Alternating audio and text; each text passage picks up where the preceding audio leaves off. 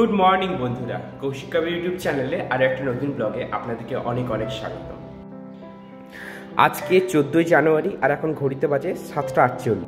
আজকে কলকাতার টেম্পারেচার সব থেকে কম 11 ডিগ্রি সেলসিয়াস। আর আমি সকাল সকাল উঠে এখন এক্সারসাইজ করতে বেরিয়েছি। এখানে যেখানে থাকবে আমার জগিং, রানিং আর সূর্য নমস্কার আর কিছু কিছু ব্যায়াম। তো আমার চ্যানেলের সঙ্গে থাকুন, আপনাদেরকে সমস্ত এক্সারসাইজ দেখ। সকাল থেকে এত কুয়াশা যে সকাল থেকে উঠতে পারিনি, তাই আজকে এক্সারসাইজ করতে অনেক লেট হয়ে গেছে। প্রায় 7:50 বাজছে এখন।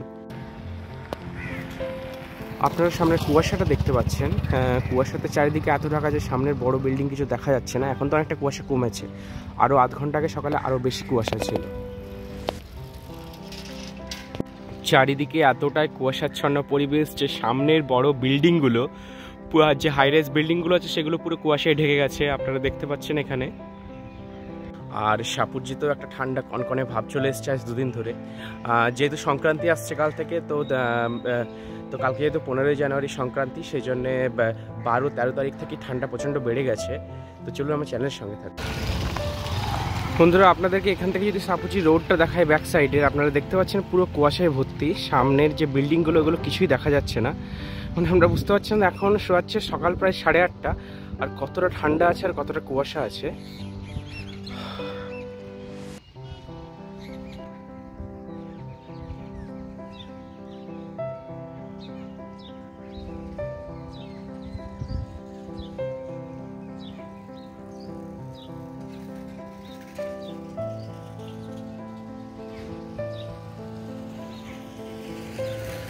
বন্ধুরা 3 কিলোমিটার উপর রানিং কমপ্লিট হয়েছে। এবার কিছু ফ্রি হ্যান্ড এক্সারসাইজ।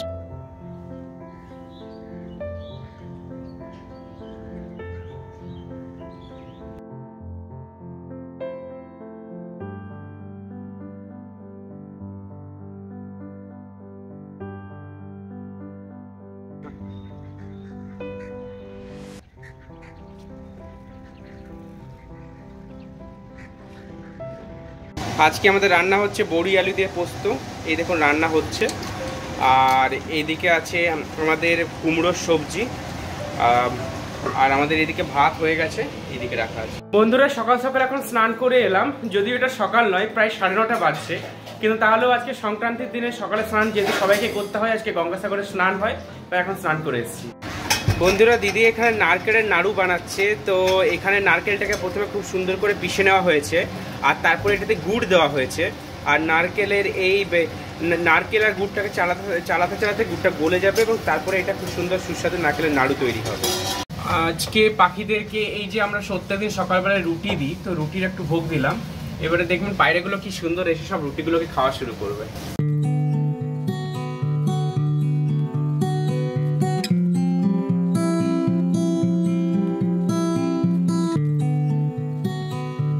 ঘরে ডেকোরেশনের জন্য এই ফুল নিয়ে এসেছি। ফুল, গোলাপ ফুল, গাঁদা ফুল আছে।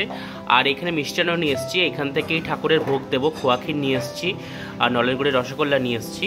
বন্ধুরা আজকে তিল সংক্রান্তি বিহার এবং উত্তরপ্রদেশের অনেক বড় ফেস্টিভ্যাল।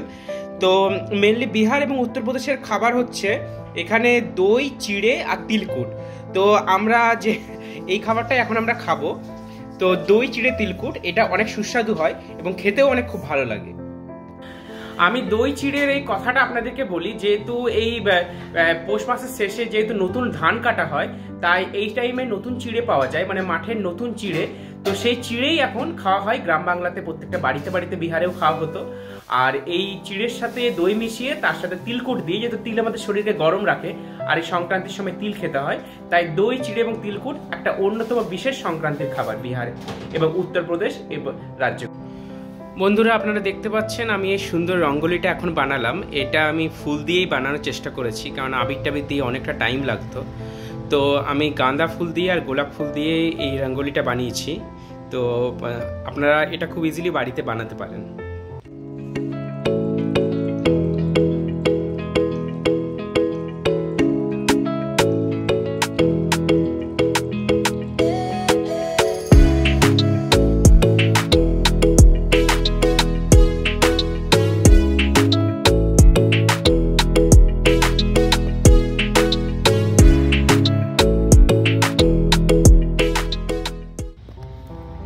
আজকে আমাদের যে মিষ্টান্নগুলো আছে, তো তাদের মধ্যে এখানে আপনারা দেখতে পাচ্ছেন নারকেল নাড়ু আছে, আর নলেন গুড়ের রসগোল্লা আছে, যেহেতু এটা নলেন গুড়ের সিজন তাই রসগোল্লা এখন মাস্ট বাড়িতে চাই। আর নলেন গুড়ের সন্দেশ আছে। আর আরেকটা যেটা দেখতে পাচ্ছেন এটা হচ্ছে আপনার যেটা ছানা হয়, তো ছানার সন্দেশ। তো এটাও কিন্তু অত্যন্ত টেস্টি আর খুব ভালো। এটা মেনলি পিঠেতে পুর দেওয়ার কাজে লাগে। তো আজকে আমরা বাড়িতে এই মিষ্টিগুলোই আজকে পৌষ সংক্রান্তির জন্য আমরা নিয়ে এসেছি এবং বানিয়েছি, বিশেষ করে এই নারকেল নাড়ুটা। এদিকে তিলের মধ্যে তিল গুড় বাদাম দিয়ে একসাথে ফোটানো শুরু হয়ে গেছে, আর এটা ফুটছে। এরপরে এটা নাড়ুর পাকটা তৈরি হয়ে যাবে।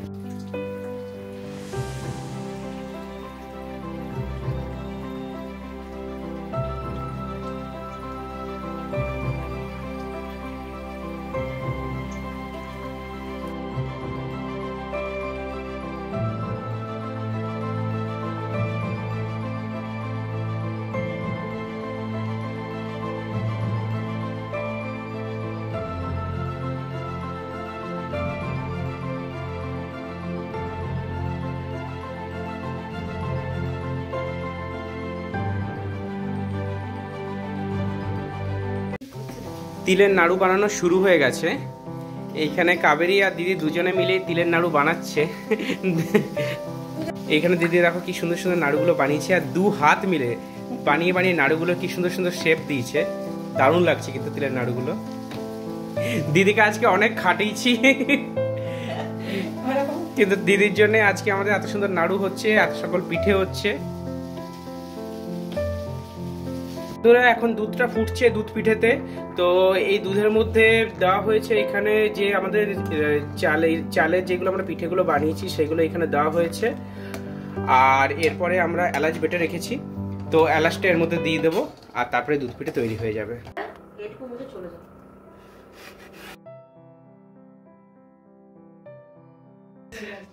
বন্ধুরা, আজকে আমাদের বাড়িতে একটা ছোট্ট গেট টুগেদার বলতে পারেন বা কিছু। তো আমার সমস্ত বন্ধু, দাদা, বৌদি এরা সবাই এসছে। তো আজকে যেহেতু পৌষ সংক্রান্তি, তো সেখানে খুবই আনন্দ। আর এখানে সামনের বাড়ির এই দাদারা এসছে, অরিন্দম দাদা, এখানে আমার বৌদি এসছে, এখানে সৌরভদা বৌদি এসছে, এখানে মৃদুলদা বৌদি এসছে। তো এটা খুবই ভালো জিনিস। আর আজ প্রায় 1.5 বছর পর আমার বাড়িতে একটু গেট টুগেদার হয়েছে, সেটাও খুব ভালো লাগছে। ধন্যবাদ তোমাদের সকলকে আসার জন্য। ঠিক আছে, এসো আবার। জিকো বাই, জিকো টাটা। এইরকম সুন্দর সুন্দর ভিডিও দেখতে কৌশিক কাবেরী ইউটিউব চ্যানেলকে অবশ্যই লাইক, শেয়ার এবং সাবস্ক্রাইব করবে।